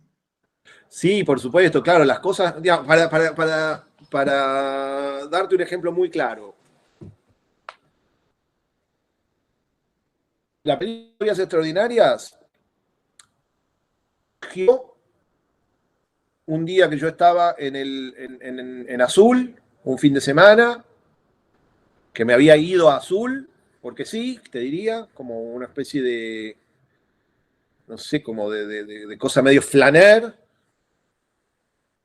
tal vez escapando de alguna situación personal que no quería, no sé, una cuestión así medio amorosa, bueno. Me quise ir a Azul, me parecía que era cancherísimo haberme ido a Azul cuando me esperaban no sé dónde. En el año 2002. Entonces me fui al hotel de Azul, al viejo Hotel Azul, al Gran Hotel Azul, que era un hotel que también, como siempre, estructuras medio ruinosas. Y bueno, y el sábado a la tarde, que no tenía nada que hacer, porque no había nada que hacer, alguien me había dicho andar al cementerio de Azul, que está muy bueno lo que hay algo raro, me había dicho. Entonces yo me acuerdo, y fui caminando ahí, y ahí vi el pórtico de Salamone del cementerio de Azul, viste, el famoso con el ángel de la muerte y el rip gigante. Me acuerdo de ver eso y terminé. Me acuerdo de escribirle a Agustín, que es mi socio, un mail que decía: es el descubrimiento más importante de los últimos años. Así le puse. Bueno, y entonces, claro, a partir de ahí, en cuanto encontré que era Salamone, averigüé muy rápidamente, me compré un librito que se vendía en la Sociedad Central de Arquitectos, que creo que de Shaw, y entonces empecé a hacer el viaje, y el viaje por ese viaje que ahora supongo todo el mundo hace, que es muy lindo de hacer, el viaje por los edificios de Salamone implica un viaje por la provincia de Buenos Aires, digo, eso es la ventaja que tiene, que uno... Y ahí en ese viaje se fue construyendo la película. Y a la vez, esa idea, la idea de encontrar en la provincia lo maravilloso, de encontrar en la provincia lo inesperado, casi de trabajar el territorio de la provincia como si fuese las 1000 y una noches, aparecía después del hallazgo de Salamone, es decir, de ir a un lugar en donde de pronto uno veía así, bueno. Y la cuestión es que pasó el tiempo, yo fui pensando en la película, la fui escribiendo, no sé qué, y en un momento me di cuenta que Salamone no tenía cómo estar. No estaba, no entraba, es decir, quedaba, la película tenía ese espíritu de esas cosas, pero no podía estar, no encontraba la manera de que entrara. Demostrado. Claro, no sé, como... Yo me acuerdo que le dije precisamente a Agustín, que después aparece, es el que viaja por el río. Dije, bueno, no sé, no estará Salamone. Y me dice, no. Salamone le debe esta película le debe a Salamone su existencia, tiene que estar, aunque sea como algo que queda mal, aunque sea como un error. Ok.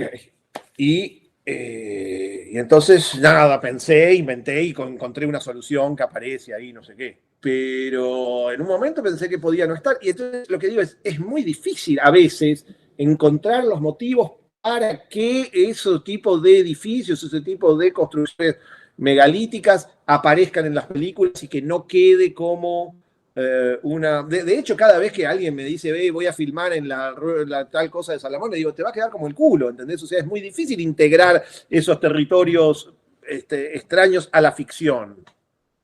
Entonces sí, digamos, cuando digo lo de Subiela, claro, es como una especie de alegoría, como de mala poesía, una gran torta de crema que está ahí jodiendo y no, la gracia es que mantengan el mismo poder misterioso que tienen cuando los vemos nosotros en nuestra vida, ¿entendés? Es decir, volver a hacer mala poesía en torno de los edificios es horrible. Lo mismo que los tipos que filman un corto en una ruina y le ponen sonido de goteras, ese tipo de cosas. No. Hay que entrarles, ¿viste? A las construcciones. Es muy complicado, es un saber complicado. Y entonces hay que trabajar el fantástico y a la vez no, y tiene que entenderse como real y a la vez no. Es muy complejo. Tiene que estar habitado, pero a la vez, bueno, es una ciencia que sí, me parece que largamente excede las posibilidades de esta charla, porque además yo mismo no sé, digo, es algo que estoy pensando todo el tiempo. Ya te digo, la historia del barco en medio del agua, no encontré la manera de meterla todavía en ninguna película, ya veré. Pero no es tan, no es que uno simplemente, hay que encontrar el dispositivo mediante el cual esos espacios se vuelven posibles espacios para la ficción. Y que los espectadores puedan sentir lo que sentimos nosotros cuando los vemos. No es que simplemente filmás,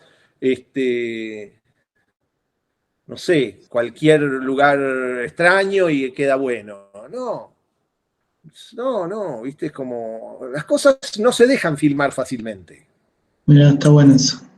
¿Entendés? Los edificios son rebeldes. Tienen que, digamos, no mantienen, no Bueno, hay una parte de la flor que habla un poco parecido de los árboles, ¿viste?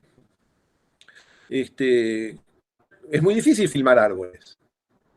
Muy difícil. Vos ves un árbol y decís, eso es lindísimo, qué lindo árbol, no sé qué. Después lo querés filmar y no se parece. Es distinto, se revela, Bueno, en la flor hay un momento sobre eso. Bueno, con los edificios pasa lo mismo. ¿Entendés? Si no está cargado de ficción, si no hay algo que... Ponele, todo el mundo, digamos, yo que tengo cierta obsesión con la Ruta 2, ¿no? Viste que a la altura de Dolores hay una especie de edificio que fue alguna vez una disco, después fue no sé qué, que es como una especie de edificio como en forma de estrella o de plato volador. Mira, Adrián lo conoce. Sí, está pintado celeste ahora, creo que lo tiene algo de tránsito o algo así, ¿no? No, te confundís. Es otro. Ese es otro, eso es uno medio náutico el que decís. Sí, tenés razón. Está justo a la altura del Salado. No, yo te digo uno pasando Dolores, que es uno que tiene forma de estrella, literal. ¿Entendés? Como una especie de construcción medio futurista, así, una cosa rarísima. Que tiene la particularidad, les tiro un dato divertido, que es que si lo mirás desde Google Maps, es casi como una estrella. O sea, es muy divertido mirarlo de Google Maps. Bueno, es un lugar extrañísimo, todo roto, hecho mierda, no hay nada, no debe ser de nadie. Bueno, todavía no encontré la manera. ¿Entendés? ¿Cómo hago para meter eso en una...? Bueno, es difícil. Hay que construir formas de ficción porque a los edificios... ¿Por qué nos resultan conmovedores a nosotros? Bueno, porque los vemos cuando pasamos yendo a otro lado, ¿entendés? Precisamente por su gratuidad. Si tuviéramos que tener... Bueno, hay algo de eso que... Esa especie de costado lateral, esa cosa que está al costado del lugar importante que tiene su...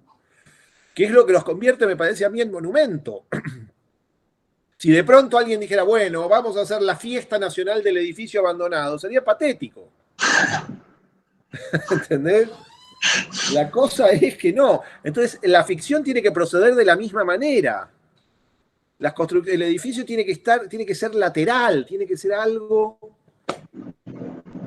Estoy pensando ahora, no, son cosas que estoy reflexionando con ustedes. Me sirve para la charla para pensar a mí.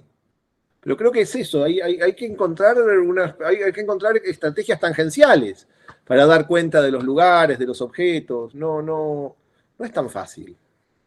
No, es interesante esa idea del valor de la sorpresa y el no protagonismo como el valor de que aparezca, que si ya vas a eso pierde. Bueno, hay algo, en el proyecto también hay algo de eso, ¿no? Cuando sos muy literal o sos muy obvio o todo se entiende de una mirada, pierde como un valor, pero está para relacionarlo con algo.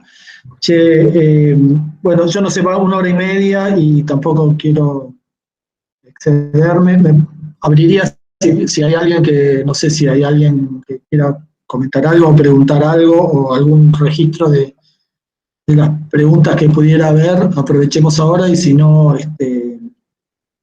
para ir cerrando, yo más que nada por vos, porque da para hablar un montón de cosas, pero bueno, te vamos a mandar... Mientras no venga mi hijo a reclamar, no tengo problema. Es muy linda la charla que la vi el día donde contás la mirada de tu hijo con el cuadernito que vas explicando. No sé dónde ves tantas charlas vos. No vi tantas. Pará, alguna la vi, ya te digo, hace años, lo que fue lo de Sebrel y eso, y la de Alan Pauls, por película. No, y con Raíz, y sí, ¿qué te haces el que no? Obvio, poné Mariana Ginás en 200.000. ¿Y dónde va a estar? En YouTube. No, y la de tu hijo, justamente como estábamos organizando esta charla, alguien del taller, Andrés, que es un cinéfilo también, me manda y que también... Fue por una cosa de la FUC, creo, ¿o no? Lo de tu hijo, no sé, es una cosa que empezás a dar una charla con un cuaderno y empezás a hablar y la verdad que... Y como yo también tengo un hijo de 4 años, me lo mandó Andrés y me divirtió mucho y aproveché y le mostré Buster Keaton porque está viendo un montón de boludeces en YouTube y me vino bien el recordatorio para darle otro tipo. Buster Keaton, mostrarle el Steamboat Bill Jr., que es donde aparecen las casas volando y los árboles volando, que por eso hice yo la de Coso. El ombú volador. El ombú volador y la casa de Huckleberry Finn. Ahí está Richard Scarry, dice alguien. ¿Por qué alguien dice Richard Scarry? ¿O pareció una Porque cosa que decía mostraste un Richard? libro de Richard Scarry que es buenísimo, de los oficios. Hablo de eso en la charla. El libro de los oficios, Cory, que le mostraste a tu hijo. ¿En serio? Hablo de eso. Mira qué bueno. No me acuerdo. Me acuerdo que fue una cosa muy fea en plena pandemia, que era que me dijeron todo y yo tenía que empezar a hablar, pero no estaba ninguno de ustedes, ¿entendés? Como si de pronto me dijeran, bueno, tenés que hablar ahora, y tenía que empezar a hablar sin parar, no había interacción, ¿entendés? Es una cosa espantosa, como... ¿Entendés? Como no sabía cuándo parar, cuándo no sé qué, entonces por eso me acuerdo que hablé todo rápido para cortar e irme, pero muy nervioso. Está bueno. No había de las peores cosas que me pasaron en la vida. Así que, bueno, nadie quiere preguntar nada. No sé. Perdón, Pablo, hay preguntas en YouTube. ¿Querés que lea alguna? Y dale, lee 2 o 3 y... Sí. No, sobre todo acá hay una que dice, el tiempo en tus películas toma una dimensión arquitectónica, se habita el tiempo. Querían que hable sobre eso, por ejemplo. Y eso debe ser porque las películas son muy largas, debe decir. Como sí, sería como una arquitectura, qué sé yo, como la Sagrada Familia, qué sé yo. Sí, supongo, es interesante la pregunta porque uno podría pensar, digo, no quiero agotar a todo el mundo, pero la dimensión arquitectónica del cine tiene mucho que ver con los cines, ¿no? O sea, ahí hay yo no sé cómo piensan ustedes eso, pero la desaparición de los cines, supongo que debe ser un gran problema para el pensamiento urbanista y al mismo tiempo para el pensamiento de los cineastas, ¿no? Es decir, el hecho de que las películas no se vean más en grandes templos, sino que se vean en pequeñas pantallas o en tu casa o lo que sea. Bueno, es casi te diría una revolución del nuevo siglo, hay una caída ahí enorme. Entonces hay una arquitectura del tiempo, el cine es una arquitectura del tiempo, no el cine, las películas, el lugar. ¿Entendés? O sea, es un lugar que está previsto que la gente vaya toda en fila a pasar el tiempo al mismo tiempo. Bueno, eso, no sé qué va, y los viejos... Ponele, eso es un tema que me atrae mucho, los viejos cines, pero bueno, eso ya, viste, es como creo que Casas tiene un verso de esos que hace él que dice, hay 2 cosas difíciles de mantener que son los matrimonios y los cines de barrio. Bueno, eso es un poco así, digamos. Pero cuando me dice las películas son arquitectónicas, depende de cómo las mires, ¿no? Me parece que debe haber gente que las mira un poquito, otro poquito, otro poquito. Si él dice o ella dice que son arquitectónicas, capaz que es porque las vio en el cine. Y en ese sentido, ver una película en el cine siempre un poco arquitectónica, no sé. En todo caso, para decir otra cosa, hay un aspecto arquitectónico en las películas que es que nadie quiere que se caigan, ¿no? Nadie quiere que se derrumben en la mitad. Y cuando tenés una película de 14 horas, es más difícil, no sé, digo, sí, desde luego hay un aspecto arquitectónico. Y sostener la historia, porque la flor de última se ve en 3 días, 4 días, pero la historia tendría que se veía toda junta. Y no sé si ustedes sabrán si eso es ingeniería o arquitectura o qué, pero hay un poco de cada uno. Ya, hay no, que en todas las películas existe esa arquitectura. Ahora, en las películas largas...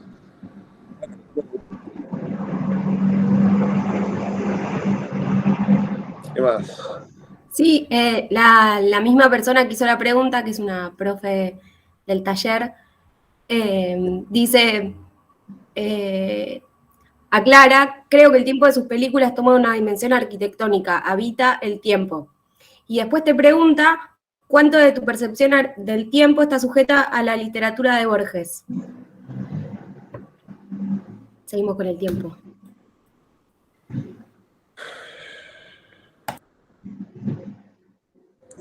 Más de lo que quisiera. Más de lo que quisiera, la verdad. Pero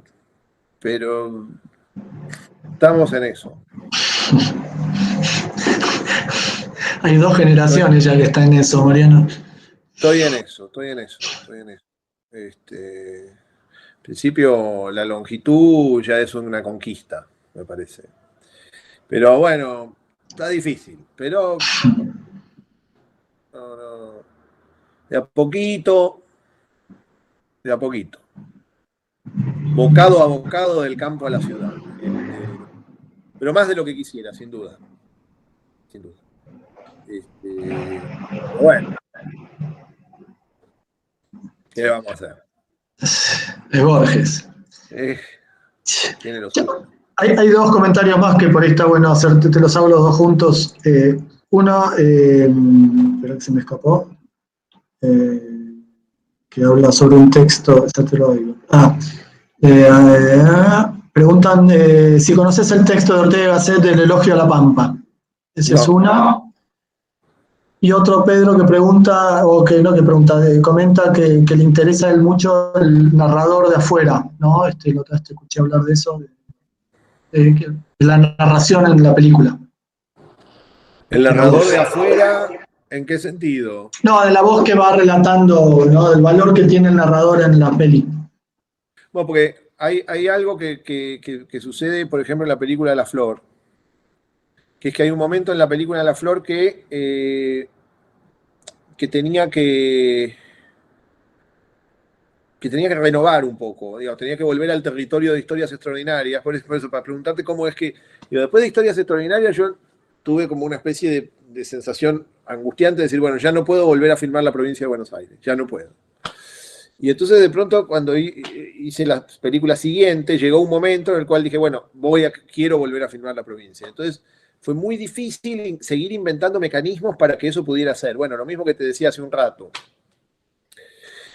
Y el dispositivo que imaginé, que era una película que sucedía en la Guerra Fría, con unas espías extranjeras, una rusa, una que no se sabe qué es, una inglesa, bueno, que venían a cumplir una misión. Y entonces ahí había un procedimiento que me pareció interesante, por ahí no sé si no es lo que dice el oyente, que dice que es la idea de la llanura, del territorio pampeano, visto por extranjeros. Es decir, como que el narrador se ocupa se pone en el lugar de personas que no saben lo que es la provincia de Buenos Aires. Entonces, tratar de hacer ese ejercicio de personas que miran. Hay, por ejemplo, un momento que un científico que es llevado, bueno, como en las películas de espías, ¿viste? Un científico que es llevado de rehén y entonces va de un lado al otro y no sabe dónde está. Entonces mira el paisaje y la narración se ocupa de decir, bueno, los lugares que se le van ocurriendo.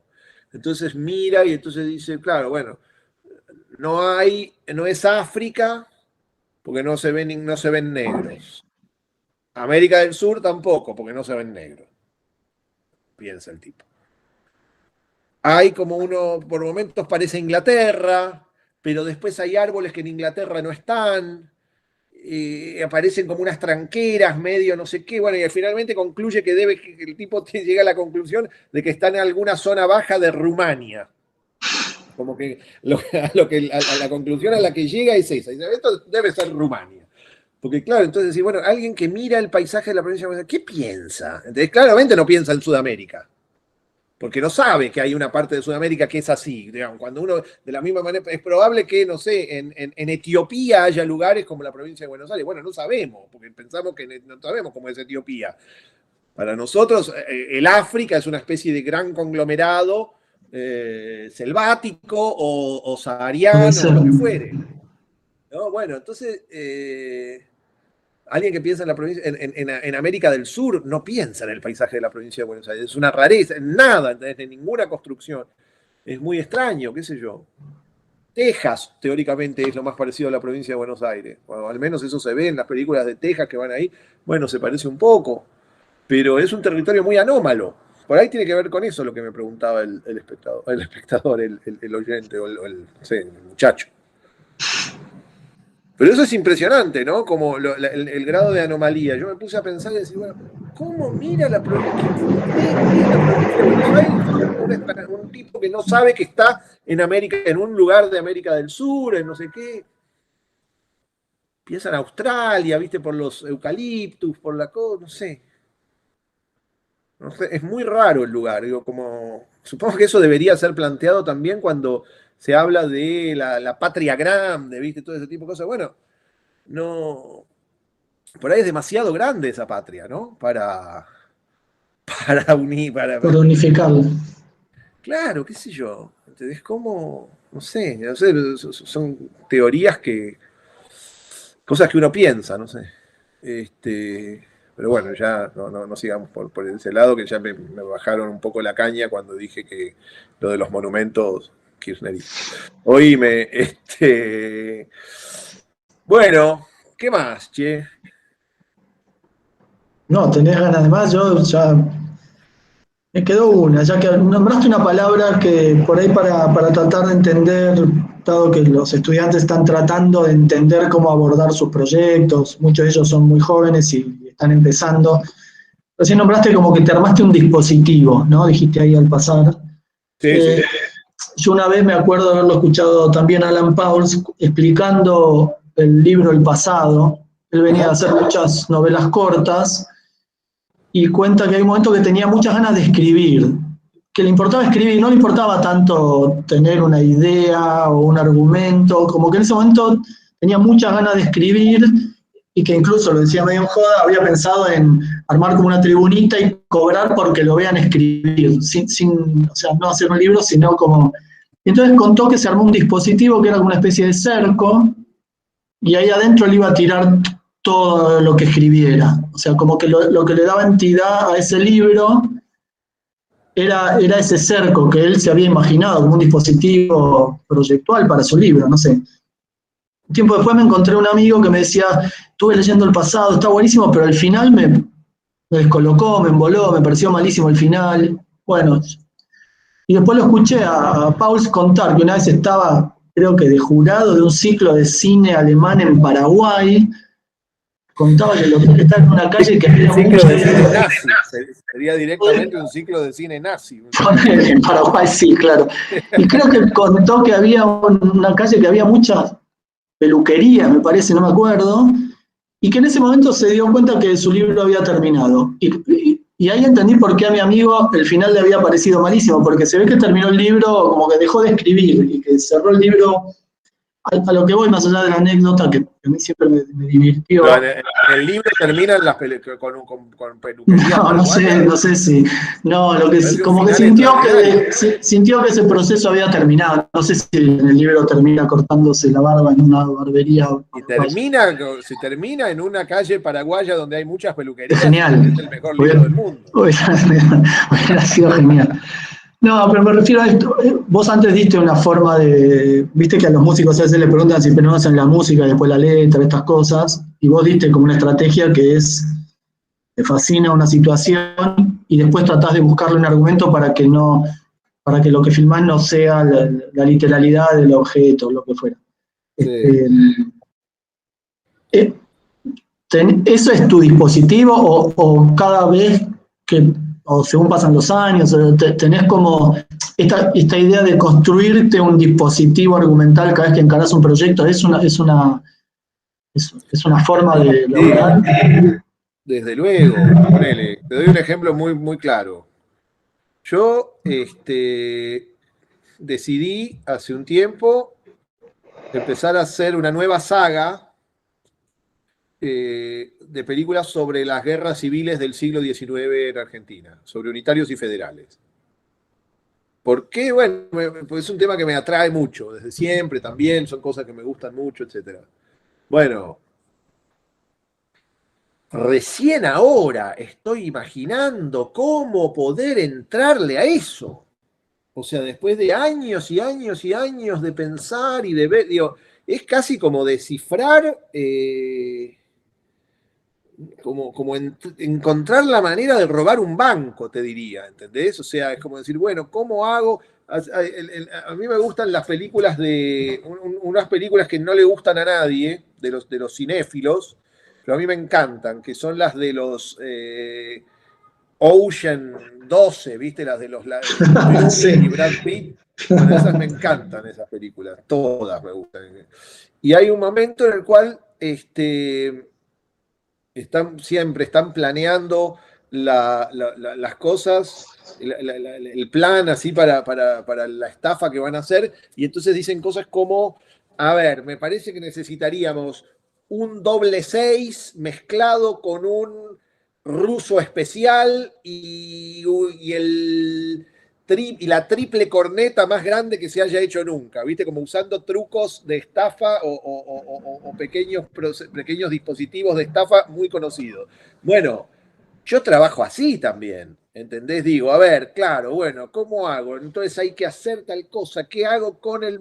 Sí, como en tratar de entender de qué manera hay que meter y mezclar la ficción y todo eso para que se pueda lograr mostrar un paisaje. ¿Entendés? O mostrar o que quede una sensación en el fondo. Es muy difícil. Es muy difícil lograr que el espectador ese tipo de paisaje que uno siente de manera tan inmediata le quede, porque es muy fácil que se pierda, que se confunda, que vea otra cosa, que no sé, es muy complejo. Sí, no es un dispositivo, es una sucesión de dispositivos de ficción que hagan que lo que verdaderamente tiene que aparecer, que es lo real, aparezca con el vigor que necesita. Sí, ¿no? Suelen ser varios dispositivos. Así como te digo, digamos, tiene que ver, bueno, desde dónde se narra cuán presente está el narrador, cuánto no. Lo que vos decís de la voz en off. Bueno, por ejemplo, no es lo mismo si la voz en off es en primera persona, en tercera persona, si sabe más que vos, si sabe menos, cuándo tiene que saber más, cuándo tiene que saber menos, cuándo tiene que ponerse. No, es muy complicado. Muy complicado. No sé. No sé, es un trabajo largo, ¿viste? Pero bueno, qué sé yo, más trabajoso será, qué sé yo, construir un edificio. No, está claro. Bueno, jóvenes, siendo que vamos para... 2 horas, bastante bien. Sí, ¿no? De 7, van a ser las 9, 2 horas. Me parece que está bien. Casi como una película. Sí, casi como la mitad de una de tus películas cortas. Ahora son muy cortas. La última película que hice duraba 60 minutos.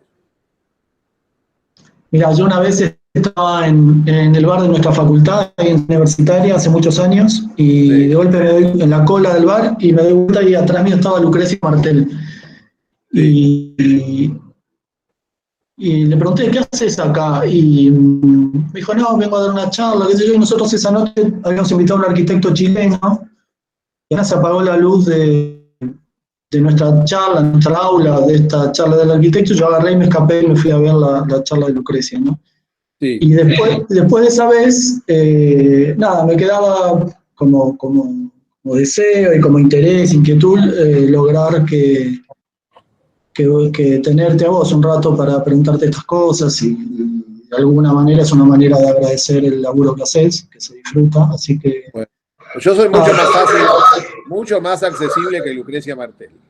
Yo creo que si no fuera por esto, vos a Ciudad Universitaria no vas ni en pedo, pero bueno, eso es una forma. ¿Cómo no voy a ir a Ciudad Universitaria, querido? ¿Me estás cargando? No, era como creo que hubiera sido difícil arriarte, pero está bueno saber que no. Estás loco. ¿Sabes Bueno, la cantidad de veces que fui a Ciudad Universitaria a dar charlas de arquitectura, de esto, de lo otro? Yo soy muy fácil, soy, como se decía en las épocas machistas, más fácil que la tabla del 1. Igual lo de las épocas machistas es lindo, ¿no? Como si fuese una especie claro. de las guerras púnicas. Soy mucho más fácil que Lucrecia Martel. A Lucrecia Martel sí, tenés que llevarla con la bayoneta, ¿viste? Tenés que con la fuerza pública. A mí me decís, bueno, no sé qué, y yo hablo, no tengo problema. Sos fácil. Está buenísimo. Sí, Bueno, soy la nada. costurerita que dio el mal paso. Agradecerte mucho, Mariano, en serio, y agradecerte Bueno. por esto y por las pelis. Así que y a toda la banda de ustedes, que también ahí El Escarabajo de Oro y otras tantas hermosuras. Escuchame, mándenme lo de los mojones de los ranqueles. Vale, te lo cambiamos por lo de Chascomús. Pero Conseguinos- tengo que hacer la película. No, pero conseguimos si hay una filmación de lo del San Martín, que está buenísimo. Debe haber, pero no. Al igual te mandamos eso. Chicos, bueno, gracias por la atención y por el interés, que yo espero que les haya servido la conversación. Así que, bueno, un fuerte abrazo a all. Muchas gracias. Muchísimas gracias.